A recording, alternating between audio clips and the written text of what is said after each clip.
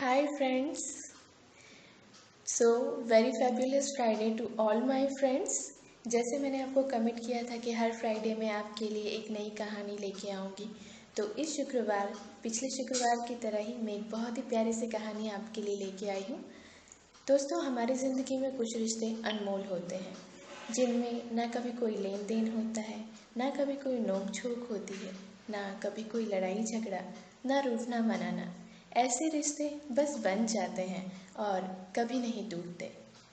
ऐसे रिश्ते हम जो रिश्ते बनाते हैं वो शायद धरती पे बनते हैं, पर ऐसे रिश्ते शायद ईश्वर के यहाँ स्वर्ग में बनते होने चाहिए।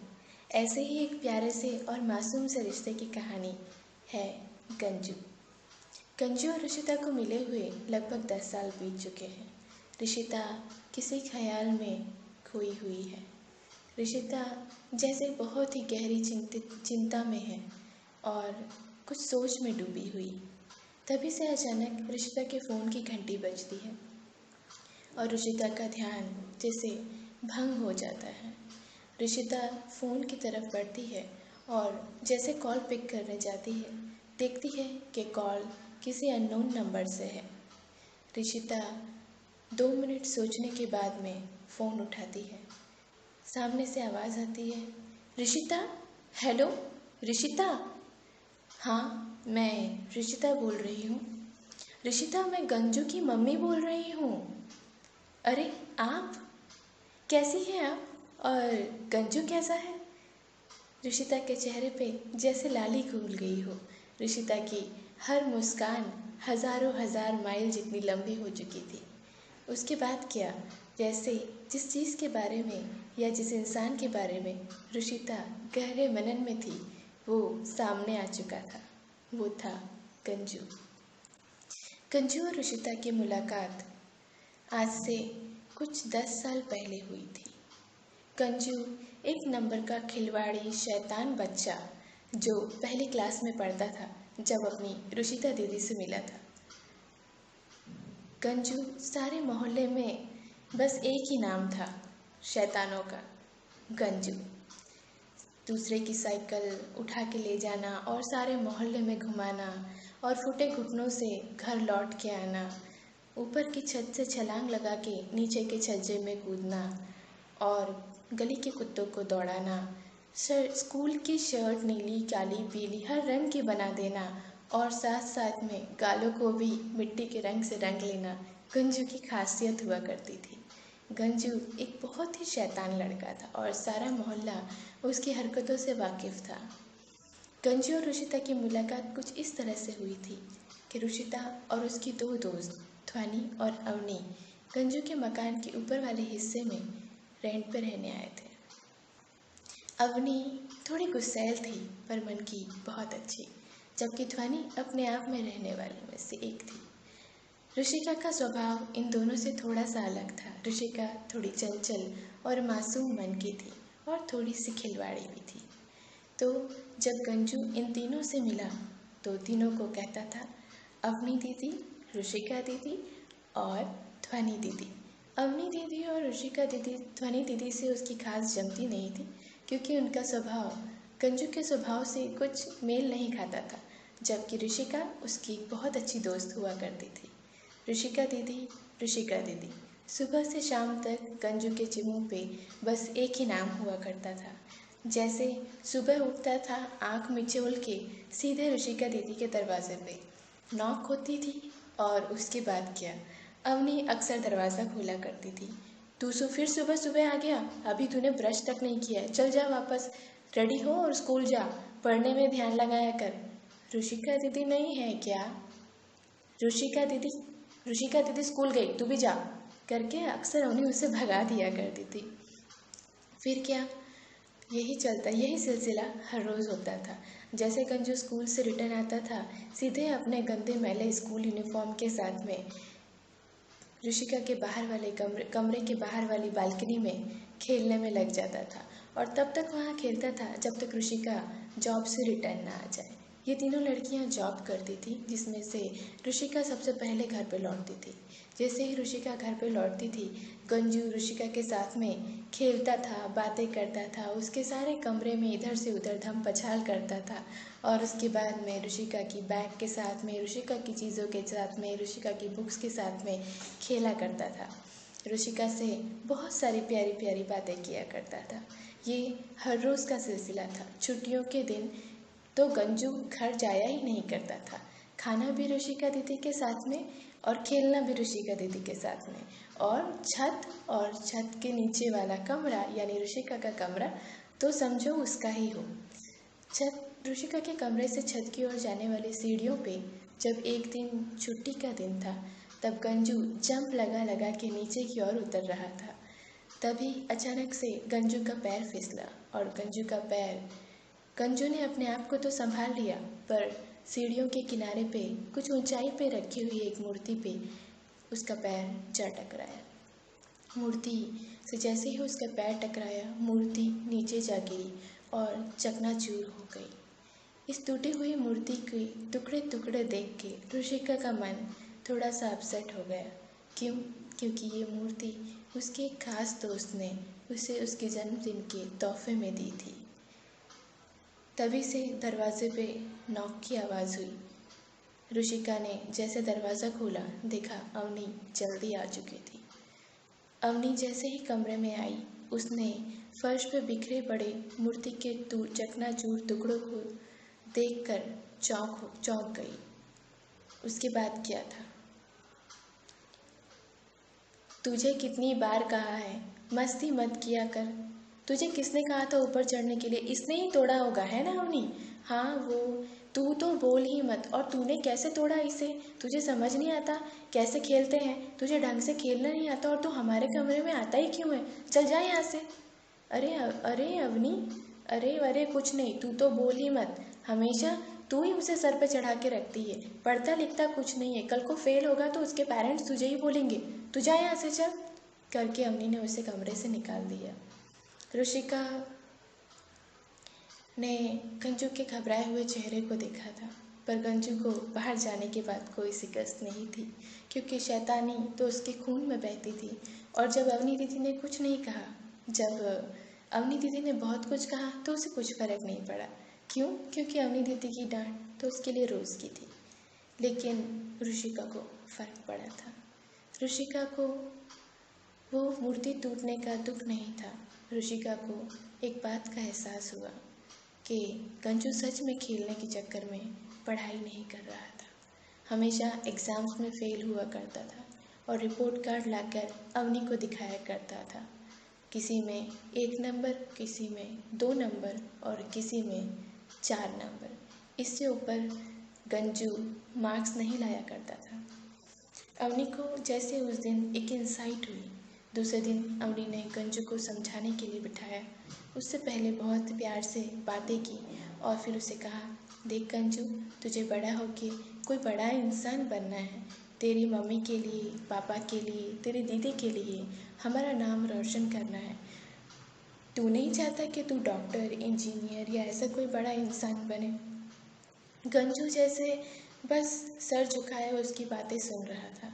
गंजू हामी भरे उससे पहले ही ऋषिता ने कहा, तो अगर तू ऐसा कोई बड़ा इंसान बनना चाहता है तो तुझे पढ़ाई भी तो करनी पड़ेगी ना बेटा।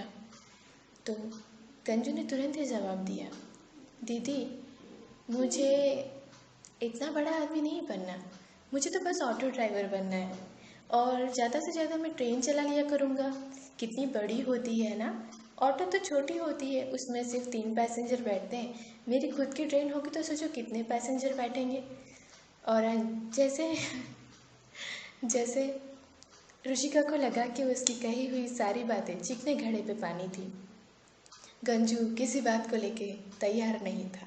पढ़ने के लिए उसके पास 1000 एक्सक्यूज़ें हुआ करती थी। तो बस यही सिलसिला चलता रहा। और एक दिन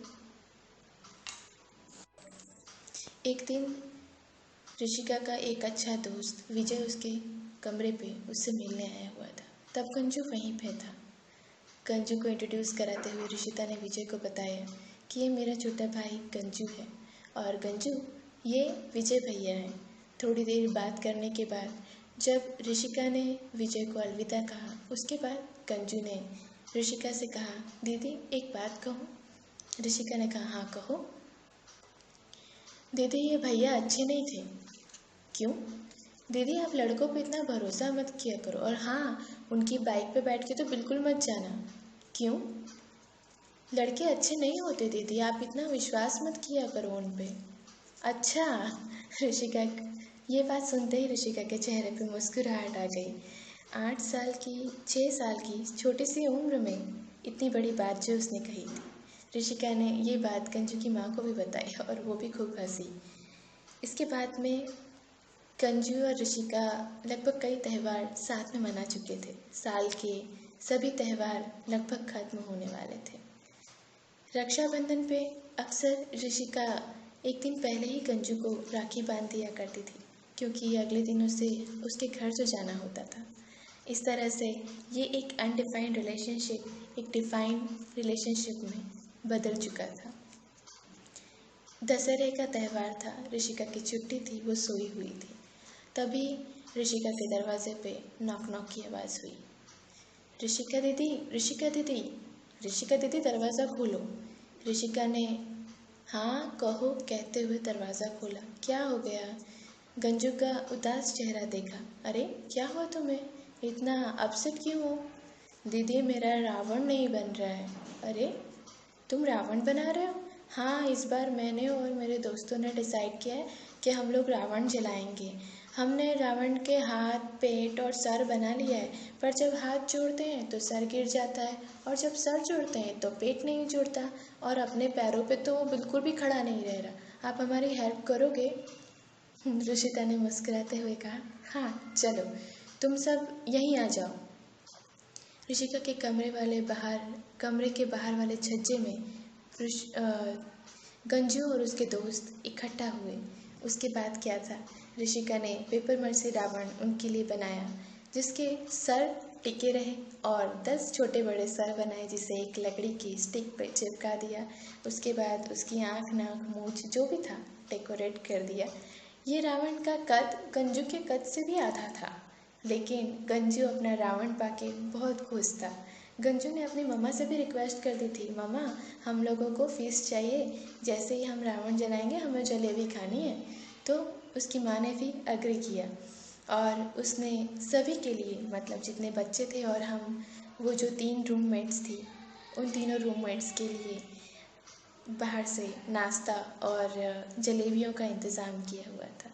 गंजू बहुत ही खुश था और बहुत ही एक्साइटेड कि आज उसका रावण जलने वाला है। रावण को जलाने के बाद में सब ने फीस्ट लिया, सब ने एंजॉय किया, मस्ती की, और फिर सब अपने अपने घर चले गए।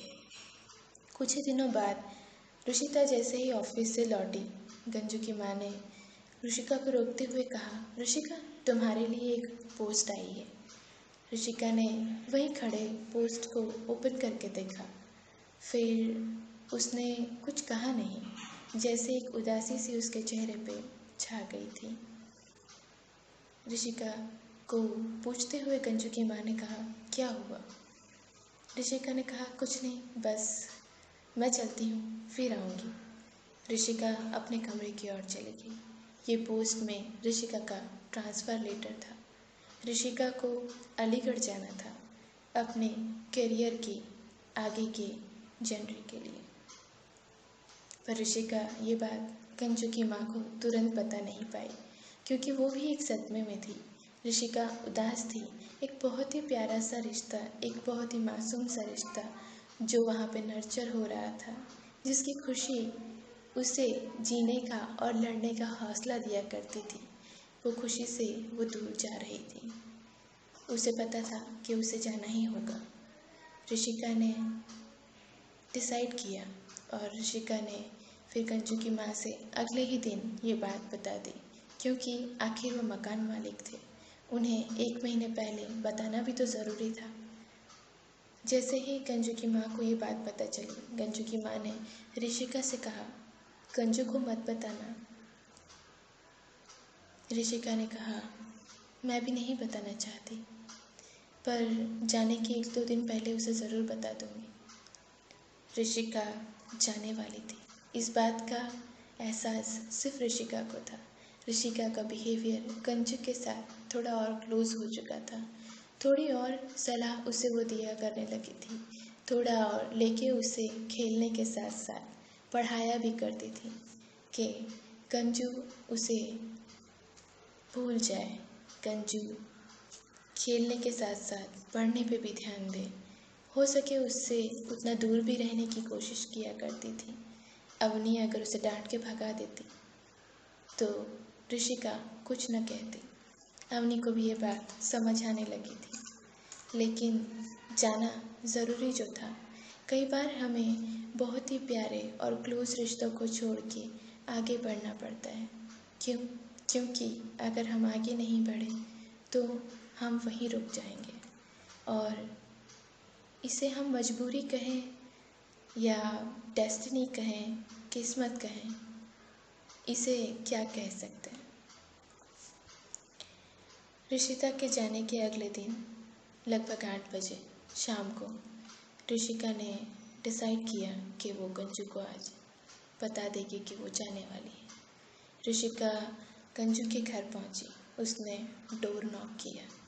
ऋषिका ने माने दरवाज़ा ऋषिका ने गंजू को आवाज़ दी, गंजू गंजू। ऋषिका ने माँ ने शिट गंजू की माँ ने दरवाज़ा खोला। गंजू, भोलू, आज मैं जाने वाली हूँ। शिट। गंजू की माँ ने दरवाज़ा खोला। ऋषिका दरवाजे पे खड़ी थी। ऋषिका ने गंजू की ओर देख के कहा, गंजू, मैं परसों जा रही हूँ। कहाँ जा रहे हो दीदी? मैं अलीगढ़ जा रही हूँ। अलीगढ़ कहाँ है दीदी? अलीगढ़ बहुत दूर है बड़ौदा से। अवनी इतना बोल के खामोश हो गई। गंजू जैसे बहुत बड़ा हो गया था, थोड़ा सा मुस्कुराया। फिर अवनी ने कहा, ठीक है, मैं चलती हूँ। अवनी वहाँ से निकल गई क्योंकि उसके बाद वो गंजू को देख नहीं सकती थी। शायद गंजू इमोशनल हो जाता, और हुआ भी वही। गंजू खूब रोया। उसके मुंह से निवाला भी नहीं गया। गंजू रात को 2 बजे तक रोते रोते सो गया। अगले दिन भोर हुई और गंजू ऋषिका के दरवाजे पे आज नहीं आया था। ऋषिका मन ही मन बहुत दुखी थी। ऋषिका ने ऑफिस से निकलने से पहले गंजू की मम्मी के पास गई और दरवाज़ा नॉक किया। पूछा, गंजू कहाँ है? उसने कहा, वो तो आज सुबह जल्दी उठ के ट्यूशन चला गया। अच्छा, आज वो आया नहीं? ऋषिका, तुमने कल उसे बताया कि तुम जा रही हो। वो 2 बजे तक रोया। उसने खाना भी नहीं खाया है और कल रोते रोते ही सो गया। वो कह रहा था कि दीदी मुझे भी अपने साथ ले जाए। मैंने उसे समझाया तो है, आज तो तुम्हारे दरवाजे पे वो आया नहीं। ऋषिका ने बस नीचे देखा, कुछ कहा नहीं और ऑफिस के लिए निकल गई। जैसे सारी खुशियाँ एक पल में छिन्न भिन्न हो गई हों। इसके बाद क्या? अगले दिन ट्रांसपोर्टर आया। जैसे जैसे रिश्ते का सामान पैक हो रहा था, गंजू दूर छज्जे पे बैठ के बस नोटिस कर रहा था। उसका खेलना, कूदना, मस्ती करना, चहकना, सब कुछ शांत था, बहुत ही शांत। इतना शांत कि वो रुशिता को परेशानी होने लगी। रुशिता को वो चीज़ चुभने लगी। रुशिता को अपने जाने का अफसोस और भी बढ़ चुका था। अगले दिन सुबह रुशिता ने गंजू का दरवाज़ा नॉक किया। आज भी फिर गंजू रुशिता से मिलने नहीं आया था, पर आज रुशिता 4 बजे की ट्रेन से अलीगढ़ जाने वाली थी। कुछ दिन की ऋषिका 4 बजे की ट्रेन से अलीगढ़ जाने वाली थी। ऋषिका गंजू के दरवाजे पे पहुंची। दरवाज़ा नॉक किया। गंजू, गंजू। ऋषिका गंजू को आवाज़ लगा रही थी। गंजू की माँ ने दरवाज़ा खोला। ऋषिका ने पूछा, गंजू कहाँ है? गंजू अंदर के कमरे से भाग के बाहर आया। गंजू को देख के ऋषिका के मन को शांति हुई। ऋषिका ने गंजू की माँ से कहा, भाभी, क्या मैं गंजू को अपने साथ कुछ दिनों के लिए अलीगढ़ ले जा सकती हूँ? अगर आप कहें तो। गंजू की माँ कुछ कहे उससे पहले ही गंजू अपनी माँ के कपड़े खींच के ज़िद करने लगा, माँ मुझे जाना है, मुझे दीदी के साथ जाना है, बस मुझे भेजो ना, प्लीज़ जाने दो ना। बस फिर क्या था, गंजू की माँ तैयार हो गई।